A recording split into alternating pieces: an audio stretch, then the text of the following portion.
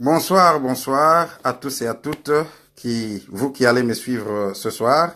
J'ai promis dès ce matin, ou plutôt je crois hier soir, j'ai promis que je parlerai aujourd'hui à partir de 18 heures de, de l'histoire de Nicodème. Je réponds au nom de Bishop Christopher Tamina. Je suis serviteur de Dieu, consacré. Je fais une présentation de moi-même pour vous rassurer que j'ai de la base qu'il faut. J'ai le fondement qu'il faut pour aborder ce sujet. J'ai été formé, je suis chrétien depuis ma naissance. J'ai été élevé dans la chrétienté, dans la foi chrétienne. Je suis formé, je suis licencié en sociologie et théologie. Je suis licencié en mathématiques et statistiques. J'ai un diplôme de maîtrise en économie du développement et planification de projets. Et je suis détenteur d'un diplôme de 3e cycle de doctorat en économie mathématique. Donc mathématiques appliquées et la théorie économique. Je suis chercheur au département d'économie à l'Est University, où je suis chercheur et aussi enseignant. Ce soir, je voudrais parler brièvement pendant quelques 10 minutes du récit de Nicodème. C'est un récit qui est très intéressant et j'ai élu d'intervenir sur cette histoire parce que c'est une histoire sur laquelle beaucoup de prédicateurs au cours des âges se sont penchés. Mais malheureusement, nous avons souvent été présentés ce récit dans la perspective purement humaine. Qu'est-ce que je veux dire par là? Batu Oyo, permettez-moi, je vais faire intervenir un peu de lingala pour décrisper l'atmosphère parce que voilà, c'est comme ça. Les gens qui nous ont présenté l'histoire de Nicodème avec Jésus ont commis une erreur. Dans la plupart des cas, nous avons approché cette histoire du point de vue humain, en traitant notre Seigneur Jésus-Christ comme une personne humaine, un point barre. Non. Jésus n'était pas seulement une personne humaine. Il était homme-dieu. Il était la manifestation de la plénitude de la divinité dans la chair humaine. Il était la perfection. Donc, quand nous parlons de Jésus, quand nous voulons comprendre son entretien avec des personnes humaines, il ne faudrait pas qu'on se mette dans la peau des humains et qu'on lui revête de l'attitude humaine, comme si Jésus se comportait comme toi et moi. Quand on nous propose l'histoire de Nicodème, on nous dit que Nicodème vint de nuit pour rencontrer Jésus. Je ne vais pas lire les passages bibliques. Je suppose que je m'adresse ici à une communauté de chrétiens qui comprennent ces passages. On n'a pas besoin de les lire. Je commente tout simplement.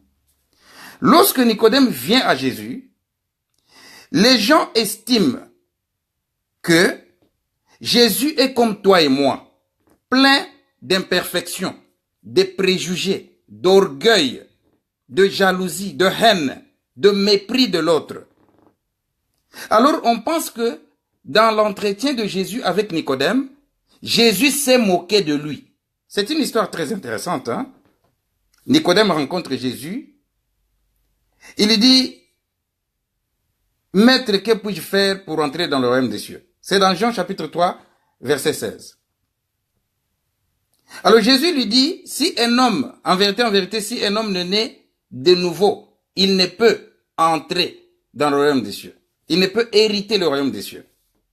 Alors ce dernier dit à notre Seigneur, mais comment vais-je rentrer dans le ventre de ma mère et puis renaître encore? Jésus maintenant lui pose la question. Et c'est ça le nœud du problème. Jésus lui dit, ah, tu es le maître, tu es le docteur d'Israël et tu ne connais pas ces choses, Nicodème. Cette question a été utilisée par les prédicateurs pour se moquer de toute personne intellectuelle. J'ai suivi des commentaires des prédicateurs souvent mal intentionnés qui veulent dépeindre Nicodème comme un théologien qui n'avait que la connaissance livresque de Dieu et de sa parole, mais qui n'avaient pas le Saint-Esprit ni la révélation.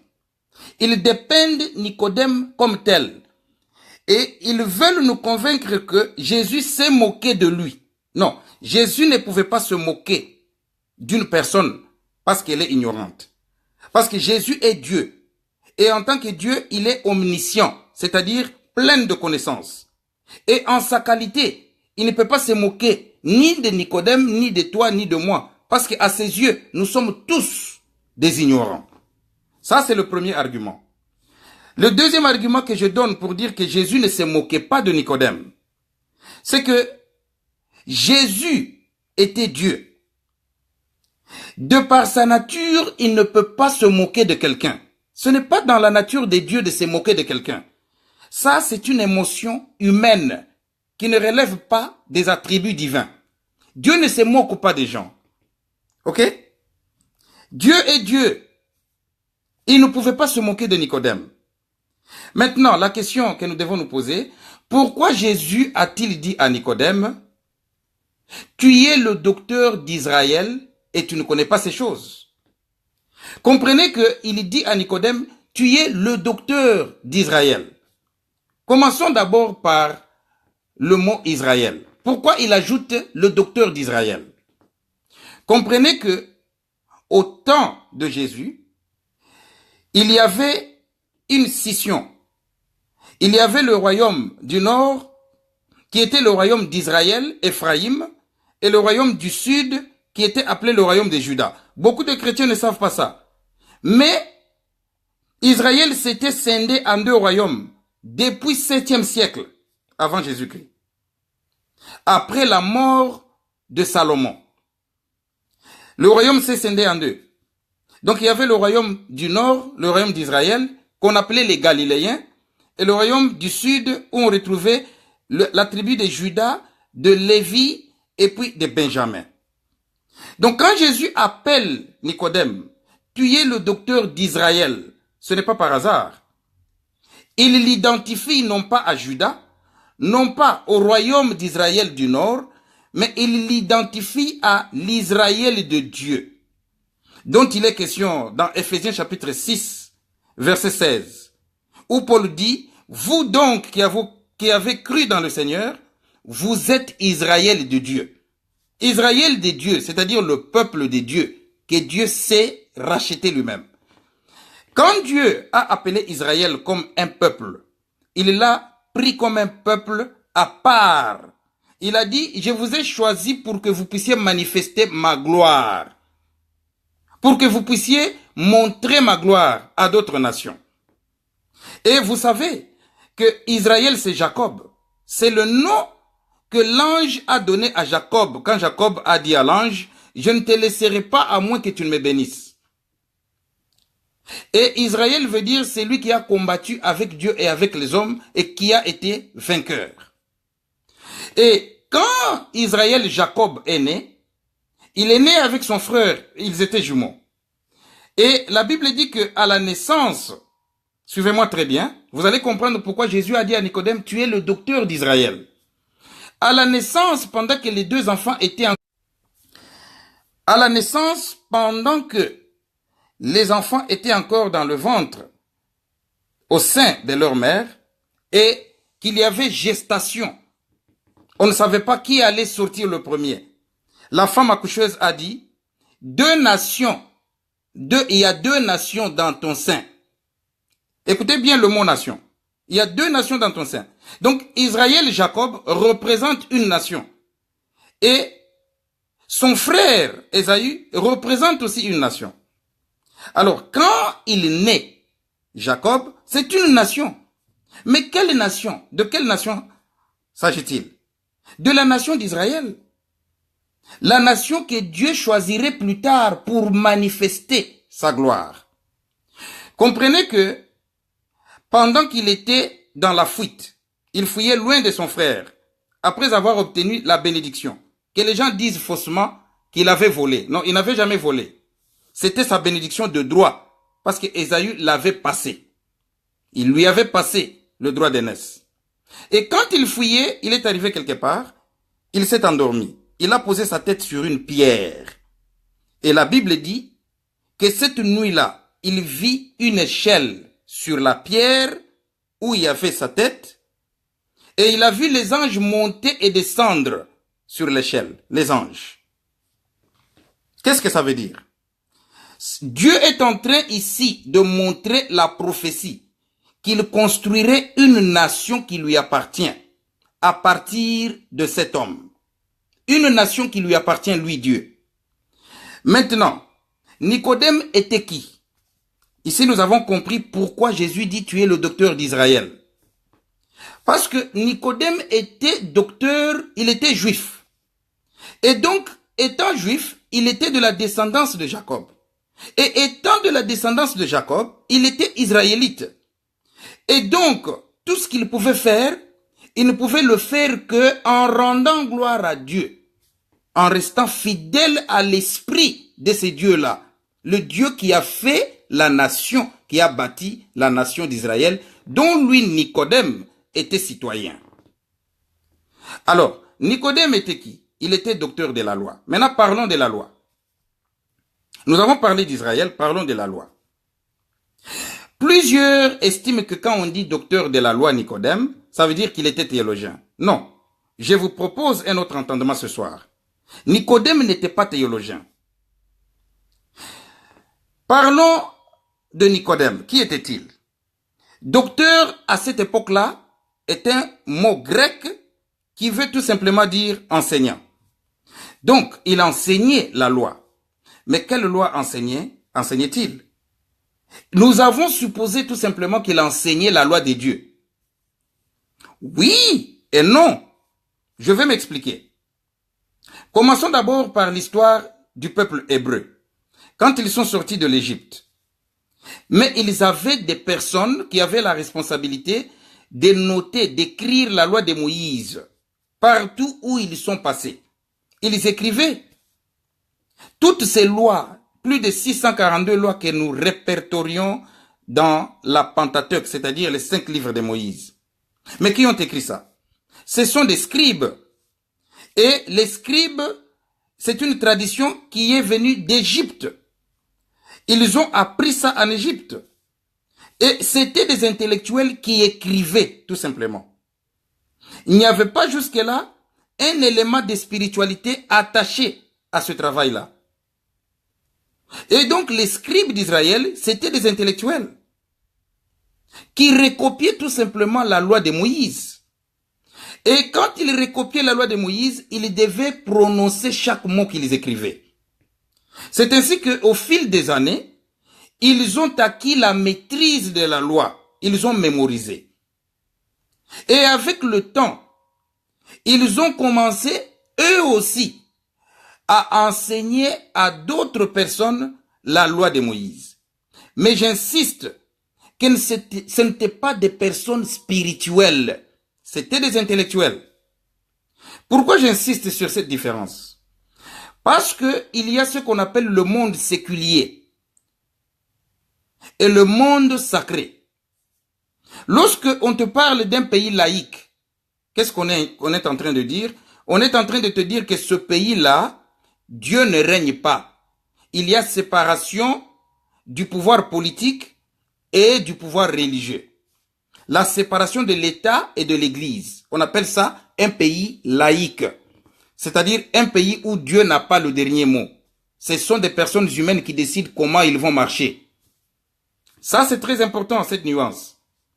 Et nous trouvons au sein du peuple d'Israël, à partir du moment où ils ont été amenés en captivité à Babylone, nous trouvons pour la première fois le développement de la pensée séculière. Parce que c'est à Babylone que le roi de Babylone désignera un groupe de juifs pour traduire la première traduction des livres de Moïse et des prophètes en langue chaldéenne. Et on a appelé cette traduction, on l'a appelée la Septante. Parce que on avait désigné 72 personnes, 72 personnes pour traduire. Et on a donc arrondi, on a appelé tous ces gens-là qui traduisaient, qui ont traduit qui nous ont proposé la première traduction des livres des lois et des prophètes, parce qu'ils étaient 72, on a appelé cette traduction la Septante. Et le roi a ordonné à ces juifs-là qui avaient étudié et grandi à Babylone, qui avaient appris la logique et la raison selon le monde séculier, la méthode hypothético-déductive, c'est-à-dire la logique, le syllogisme, la raison, tout ce que vous voyez que les hommes intellectuels à l'école apprennent. Ces gens, le roi leur a demandé de commencer à interpréter la Torah pour une meilleure compréhension.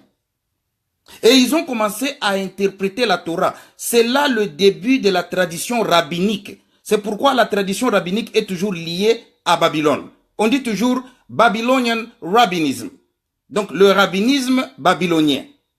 Donc la culture d'interpréter ou de commenter la loi de Moïse est partie de Babylone. Et ces gens étaient appelés des rabbins.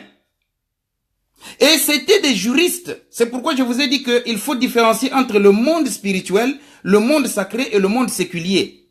C'est vrai qu'ils écrivaient sur la loi de Moïse, mais pas dans une perspective de spiritualité.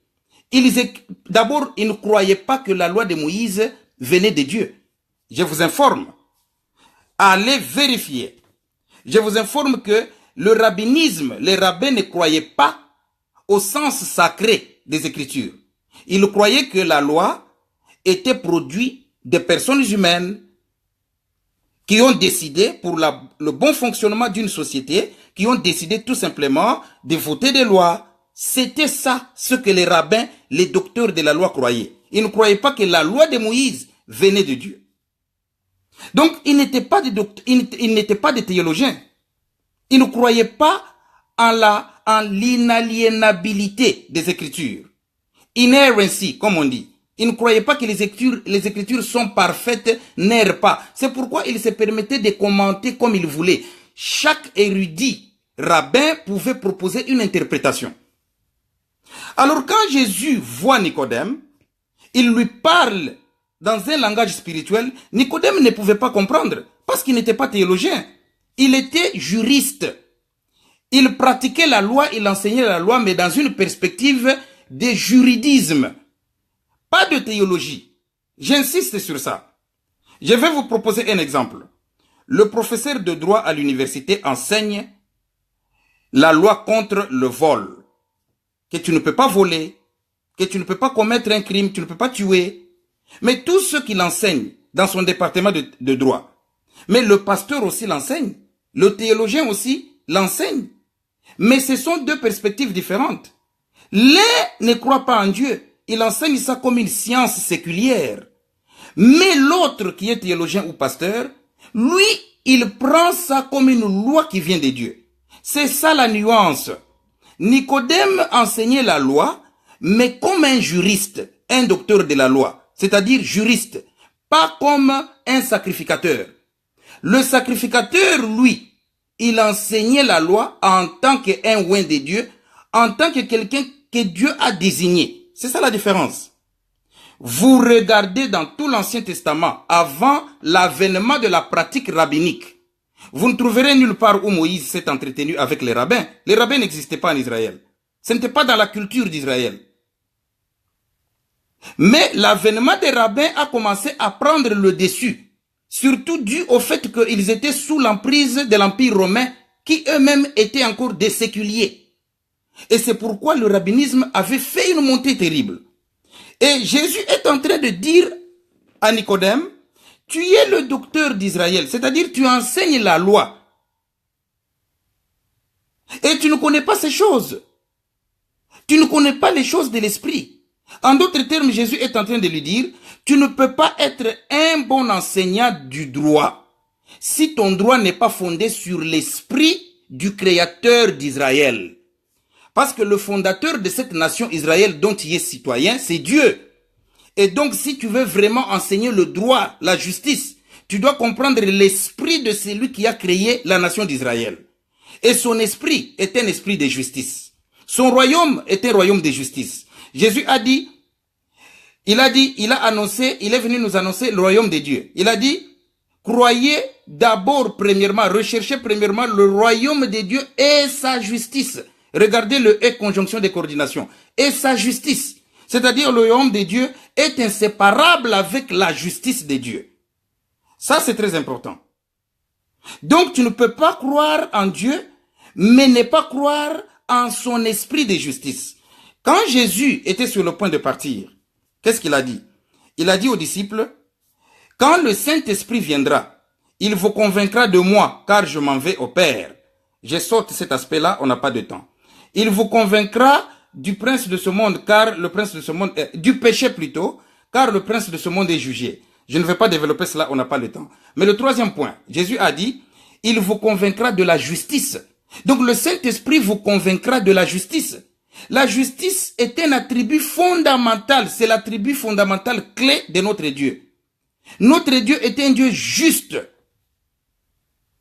Donc sans justice, il n'est pas Dieu. Et donc la nation d'Israël que Dieu voulait créer, Dieu voulait que cette nation soit une nation de justice fondée sur la justice selon lui, pas selon les hommes. C'est pourquoi l'Esprit de Dieu, quand il vient, selon Jésus, il va nous convaincre de la justice. Nous devrons marcher dans la justice. Nous devrons être justes. Nous ne devrons pas nous comporter comme le juge inique. Non. Le mot iniquité veut dire injustice en latin. Donc le juge inique dans la parabole de Jésus, il était injuste. Donc il est en train d'interpeller Nicodème. Jésus ne se moque pas de Nicodème. Il est en train de l'aider à voir les choses dans une perspective plus large et divine. Il est en train de lui dire, oh monsieur, tu es juriste, tu pratiques à la barre, tu peux être magistrat, tu enseignes le droit, mais il faut que ton droit cadre avec le Créateur d'Israël. Parce que tu n'es pas juriste romain, tu n'es pas juriste babylonien, non, tu es le docteur d'Israël. C'était ça la nuance. J'ai tenu de partager ça avec vous, les enfants de Dieu. Pourquoi? Vous allez vous demander quelle est la portée de ce partage. La portée de ce partage est très importante. C'est que quand la portée de ce partage est importante, pourquoi? Parce que quand on dépeint Nicodème comme théologien, la motivation est de présenter les théologiens comme des gens qui ne connaissent pas Dieu. Or, c'est faux. Il n'était pas théologien. La motivation est de dénigrer la formation académique par laquelle les gens passent pour apprendre les choses de Dieu. La motivation est de décourager les autres à étudier. De leur dire, vous n'avez pas besoin d'étudier, vous pouvez prêcher comme ça sans formation quelconque. C'est faux. La formation est très importante. Il y en a même qui évoquent des versets en disant, le Saint-Esprit nous enseigne parce que Jésus a dit, quand le Saint-Esprit viendra, il vous enseignera toutes choses. Voici un autre verset qui est mal interprété. Je vais parler de ça. Quand Jésus dit, quand le Saint-Esprit viendra, il vous enseignera toutes choses. Jésus ne parle pas de l'enseignement chrétien. Jésus parle de l'enseignement que le Saint-Esprit lui-même donne aux chrétiens. Quel est cet enseignement?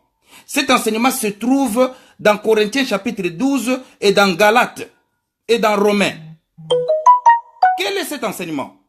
Dans Galates, il est dit ceci. Si vous marchez selon la chair, vous accomplirez les œuvres de la chair. Et si vous marchez selon l'esprit, vous accomplirez le fruit de l'esprit. Car le fruit de l'esprit sont, on commence à citer, l'amour, la joie, la bénignité. Ça, c'est la nature de Dieu. Quand vous allez dans Corinthiens chapitre 12, on nous parle maintenant de l'aspect puissance. On dit que le Saint-Esprit est venu avec les choses de l'esprit, qu'on a appelé les dons spirituels. Mais en grec, le mot don n'existe pas. En grec, il est dit pneumastikos, c'est-à-dire les choses de l'esprit. Qu'est-ce qu'on est en train de dire là? Quand Paul dit les choses de l'esprit, il parle des manifestations de puissance pour nous accompagner dans notre témoignage de Jésus comme Fils de Dieu. Donc, quand vous lisez Romains 8, on dit que c'est lui qui est appelé à la libéralité, que c'est lui qui est appelé à faire ceci, c'est lui qui est appelé à faire cela. Ça, c'est quoi? Ce sont les qualités divines que le Saint-Esprit apporte dans le croyant. Et le Saint-Esprit commence à faire son travail, à enseigner le croyant petit à petit, pour que le croyant parvienne à être comme Dieu. C'est ça l'enseignement dont Jésus est en train de parler. Jésus ne dit pas que le Saint-Esprit viendra pour t'apprendre comment on interprète les Écritures. Non, non, non, non, non, non. Le Saint-Esprit ne peut pas t'apprendre l'alphabet. Si tu n'as pas été à l'école, tu n'as pas appris l'alphabet, tu n'as pas appris à lire, tu ne liras jamais la Bible. Louis II, qui a traduit la Bible que nous utilisons, a été docteur en théologie. Jusqu'aujourd'hui, je voudrais que quelqu'un me montre un seul pasteur rempli du Saint-Esprit, mais qui n'a pas été théologien, qui n'a pas appris les langues hébraïques, mais sur qui le Saint-Esprit est descendu et qui a traduit une version de la Bible. Montrez-moi un seul pasteur comme ça. Je vous croirai. Dieu utilise tout le monde selon votre préparation. Il remplit le panier que vous lui apportez. Si vous êtes illettré, il va vous utiliser selon votre capacité d'illettrisme. Si vous êtes intellectuel, selon le degré de votre intellectualisme, il va aussi vous utiliser. Ça ne veut pas dire que celui qui n'a pas étudié est plus que celui qui a étudié, ou celui qui a étudié est plus ou moins que celui qui n'a pas étudié. Donc ce rapport d'antagonisme, de compétition, relève tout simplement de l'esprit humain, du mépris de l'autre et de comparaison. Et c'est par cette motivation qu'on rentre pour chercher le passage de Nicodème pour soutenir la paresse de l'esprit humain. Dieu ne nous a pas appelés à la médiocrité. Si tu veux être serviteur de Dieu, si tu n'as pas eu la grâce d'étudier, ce n'est pas un problème. Ça ne fait pas de toi moins serviteur. Mais si l'autre a eu l'occasion d'étudier, il ne faut jamais mépriser. Au contraire, il faut encourager. Ça, c'est très important. Donc, je reviens sur ce que je disais, que le Saint-Esprit n'enseigne pas la doctrine chrétienne, ne nous apprend pas à lire la Bible. Non. On va t'initier à lire la Bible. On t'apprend. On t'apprend à lire la Bible. C'est pourquoi nous avons des interprétations différentes de la parole de Dieu. En dehors de la doctrine fondamentale, Jésus-Christ est le Fils de Dieu, il est mort, il est ressuscité, ça tous nous croyons. Mais en ce qui concerne d'autres éthiques chrétiennes, mais nous sommes différents. Tel pasteur prêche ça, telle communauté chrétienne croit ça, ça ne fait pas de nous des moins chrétiens que les autres, ou des meilleurs que les autres parce que nous avons un aperçu différent. Non. Le fondement est le même. Paul a dit, j'ai posé le fondement. Le fondement c'est quoi? Il a dit c'est Christ. Mais que chacun fasse attention de la manière dont il bâtit dessus. Mais le fondement, c'est le Christ. Ok? Donc, il ne faut pas dire que le Saint-Esprit enseigne la doctrine chrétienne, nous enseigne à prêcher la Bible. C'est faux. Il faut apprendre et il faut nous humilier. Il faut beaucoup prier le Seigneur. Il faut faire accompagner la prière, l'humilité, la sainteté. Faire accompagner tous ces éléments-là avec la capacité intellectuelle. C'est ainsi que nous allons parvenir à bien interpréter la parole de Dieu. Maintenant, je vais vous montrer quelqu'un qui était spirituel, qui aurait compris Jésus. Parce que Nicodème n'était pas spirituel, il était un juriste. C'est pourquoi il ne pouvait pas comprendre. Mais il y a quelqu'un d'autre qui, lui, était spirituel, le contemporain de Jésus. Le grand sacrificateur Caïphe. Je vous assure que si Caïphe avait visité Jésus, et que Jésus lui avait parlé en ces termes-là, Caïphe aurait compris, parce qu'il était le grand sacrificateur. Et c'est le grand sacrificateur qui était chargé d'enseigner la loi de Dieu dans la perspective spirituelle. C'est pourquoi Jérémie dit, la loi ne périra pas faute de sacrificateur, dans Jérémie chapitre 18, verset 21. Donc le sacrificateur était responsable d'enseigner, mais pas comme les juristes, non, d'enseigner, en croyant que cette loi venait de Dieu. C'est pourquoi Jésus, en parlant aux docteurs de la loi, il leur dit, pourquoi vous annulez la parole de Dieu au profit de votre tradition? Quelle était cette tradition? C'était la tradition rabbinique d'interpréter la parole de Dieu tout en refusant qu'elle est sacrée, de ne considérer que l'aspect social, économique et politique de la loi.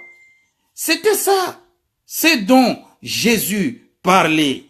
Il ne disait pas que les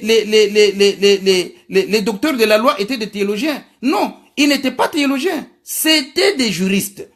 Mais Caïphe, lui, il était théologien. Caïphe était un étudiant de la parole de Dieu. Il était loin est établi sur l'église de Dieu comme grand sacrificateur. Mais voyez maintenant la réaction de Caïphe. Quand Jésus a rencontré Caïphe, on l'a amené devant Caïphe. Caïphe lui a posé la question. Est-ce que ce qu'on dit de toi est vrai? Est-ce que tu dis que tu es le fils de Dieu? Tu es le Messie d'Israël? Caïphe était un homme spirituel. Écoutez, Jésus lui a dit, non seulement ça, mais tu n'as encore rien vu. Car bientôt tu verras les anges monter et descendre sur la tête du Fils de l'homme. Qu'est-ce que Caïphe a fait? Sa réaction avait été de déchirer son manteau. Pourquoi a-t-il déchiré son manteau? On n'a pas assez de temps pour ouvrir ces choses. Mais je vais vous ramener à l'histoire de Samuel, le prophète Samuel et le roi Saoul. Comment Saoul a déchiré le manteau de Samuel. Et dès qu'il a déchiré le manteau de Samuel, Samuel lui a dit, de la même façon que tu déchires ce manteau, de la même façon, Dieu déchire ton royaume du dessus tes pieds. Vous m'excusez un peu, je vais pouvoir brancher mon chargeur. Alors, qu'est-ce qui se passe là?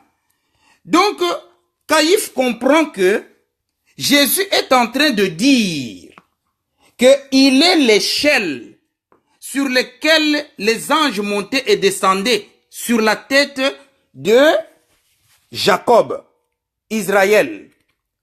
Donc, Caïphe a compris le message. Jésus est en train de dire à Caïphe, la vision de votre patriarche, que votre patriarche avait vue, cette vision-là, c'est moi qui en suis l'accomplissement. Je suis l'accomplissement de la vision. Donc, je suis la pierre angulaire. C'est pourquoi la Bible dit, la pierre qu'ont rejetée les bâtisseurs est devenue la principale de l'angle. Cette pierre, c'est Jésus. Il disait à Caïphe, je suis cette pierre-là, sans laquelle vous ne saurez jamais bâtir une nation juste. Et Caïphe, comprenant le message spirituel, il a déchiré son manteau. Il a dit, qu'avons-nous encore à entendre? Parce qu'il a blasphémé, vous l'avez vous-même entendu. Parce que Caïphe s'est dit, toi, on est en train de t'amener à la croix. Tu dis que tu es le fondateur d'Israël. Vous comprenez maintenant la pertinence de la déclaration de Jésus à Nicodème? Quand il lui a dit, tu es le docteur d'Israël et tu ne comprends pas ces choses. Parce que Nicodème pratiquait le droit, mais sans Dieu. Et Jésus a voulu lui faire voir que non, le vrai droit ne peut pas être pratiqué de manière séculière. Quand je dis le sécularisme, c'est-à-dire le fait de dire que nous pouvons nous organiser nous-mêmes sans Dieu, comme nous voyons, c'est pourquoi jusqu'aujourd'hui, dans des pays chrétiens, on a ramené la Bible au tribunal. Quand vous allez dans les tribunaux, vous trouvez la Bible. Pourquoi? Parce qu'on veut reconnaître que toute loi vient de Dieu. Alors que les rabbins ne le reconnaissaient pas. Nicodème ne reconnaissait pas ça. Mais Caïphe, lui, il avait la révélation. Vous comprenez? Donc, on ne peut pas utiliser ce verset pour encourager les gens dans la paresse intellectuelle. C'était ça le message de ce soir. Prochainement, je vais parler des ministères d'Éphésiens 4. Je vais pouvoir expliquer les ministères d'Éphésiens 4 et je vais m'appesantir sur le ministère de docteur. Parce qu'il y a beaucoup d'abus aujourd'hui. Beaucoup d'abus du mensonge, de l'arrogance, de la fraude et de la tricherie. Des gens qui portent le titre de docteur par tricherie, mais qui ne doivent pas porter le titre de docteur. Je parle ici du titre de docteur, je ne parle pas du ministère, du titre. Le ministère n'est pas un titre. Je vais le développer prochainement dans ma présentation sur les ministères. Voilà. Donc, c'était ça l'objet de cette vidéo. Parce que j'ai beaucoup lu sur Internet et sur Facebook des hommes de Dieu qui vilipendent, qui méprisent, qui dénigrent la théologie, qui dénigrent les théologiens, qui disent que non, tout théologien doit venir chercher le Saint-Esprit. Ce n'est pas possible qu'une personne ait en lui la vocation d'aller faire la théologie pendant 4 ans, 5 ans, s'il n'a pas l'amour de Dieu. Ce n'est pas possible. Il doit aimer Dieu. Même si sa vie est un peu boiteuse. Quelle est cette personne dont la vie n'est pas boiteuse? Tous nous avons nos défauts. Mais il doit avoir une profondeur en lui pour aller faire la théologie. Sinon, il ne serait pas parti faire la théologie. Si l'Esprit de Dieu ne le guidait pas. Les pasteurs utilisent les commentaires bibliques rédigés par les théologiens. Les Bibles sont commentées par les théologiens. Tu verras les pasteurs toujours avec Scofield, Thompson. Ah, j'aime cette Bible parce que les commentaires sont très bien. Mais les personnes qui ont fait ces commentaires-là, ce sont des théologiens. Donc vous dites qu'eux, ils n'ont pas le Saint-Esprit. C'est vous qui avez le Saint-Esprit seulement. Eux, ils n'en ont pas. Mais vous utilisez ce qu'eux écrivent. Franchement. Mais ça ne va pas, non? Ça ne va pas, non? Donc arrêtons cette affaire de compétition d'orgueil. Ok? D'appeler les autres, ils n'ont pas le Saint-Esprit. Qui es-tu, toi, pour déterminer qui a besoin du Saint-Esprit et qui ne l'a pas? Qui es-tu? Qui es-tu, toi? Tu n'es pas en position de dire que l'autre devrait venir chercher le Saint-Esprit. Non. Encore que tu n'as pas compris. Tu n'as pas compris que Nicodème n'était pas théologien. Il était juriste. Tu ne l'as pas compris. Parce que tu n'as pas été formé. Tu n'as pas bien étudié. Parce que si tu avais étudié, tu ne posterais pas des choses comme ça. Tu comprendrais que Nicodème était un homme de droit. C'est pourquoi quand on a arrêté Jésus, Nicodème est venu dire, notre loi ne dit-elle, plutôt Gamaliel. Il est venu dire, il était aussi un docteur de la loi. Il a dit, notre loi ne dit-elle pas que on ne peut pas condamner quelqu'un sans l'avoir entendu? Écoutez bien, il a dit notre loi. Il n'a pas dit Moïse. À chaque fois que dans la Bible, on parlait de la loi de Dieu de Moïse, la loi de Dieu de Moïse était synonyme de Moïse. Vous lisez dans Actes chapitre 15, quand ils sont allés à la grande conférence de Jérusalem, Jacques s'est levé, il a dit, vous savez que Moïse a dans chaque ville des gens qui le lisent et qui le croient. Donc le mot Moïse voulait dire la loi. Le mot Moïse, le nom Moïse était synonyme de la loi. Et donc si Gamaliel parlait de la loi de Moïse, il aurait dit la loi de Moïse, ou il aurait dit Moïse. Mais lui, il a dit, notre loi ne dit-elle pas. Et les gens, quand ils lisent, ils pensent qu'il parlait de la loi de Dieu, des Pentateuques, des Lévitiques, Non, il parlait de la loi séculière des rabbins. La loi en tant que leur droit qu'ils étudiaient. Parce qu'il a dit notre loi. Il n'a pas dit Moïse. Vous comprenez? Donc, vous n'avez tout simplement pas compris. Alors, je vais encourager les enfants de Dieu qui veulent apprendre les choses de Dieu à ne pas se décourager, à ne pas suivre ce ministère de découragement. Des gens qui n'ont pas étudié et qui ne voudraient pas encourager les autres à étudier. Parce qu'ils veulent, leur conscience les accuse. Comme ce sont des gens qui aiment la compétition. Alors, les nerfs de vérité les accusent. Alors, ils veulent excuser leur dophisme, comme on dit en anglais. Qui mukuse na bango. Bazolinga ba excuser ango. Par des propos, ya mabe, ya ko décourager batu. Ba s'améliorer, ba ki ne musikati. Donc nous allons rester une communauté seulement, ya bazoba. Ba pasteur bazoba. Hein? Donc, ba évangéliste bazoba. Donc, ba lukaka mulimo musantu batangati. Non. Je vous encourage d'étudier. En qualité de serviteur de Dieu, en qualité de votre frère dans la foi, je vous dis, rejetez ce genre de message. Que ce genre de message ne vous influence pas. Moi, j'ai failli gâcher ma vie à cause de cet enseignement. Je suis tombé victime d'une secte dont ma famille, à laquelle ma famille appartenait. À l'époque, je n'avais que 12 ans. Alors ça a failli affecter ma vie. Parce que je ne croyais pas que makambo mayele eza makambo nzambe. Pour moi, makambo nzambe ezaki makambo ya bazoba. Donc tout ce qui est intelligence, il fallait mettre de côté. Merci. Dieu m'a mis sur le chemin d'un homme de Dieu, un pasteur américain qui m'a pris, qui m'a formé et qui m'a fait comprendre qu'il faut étudier les choses de Dieu pour bien les enseigner. Merci beaucoup. Que le Seigneur vous bénisse.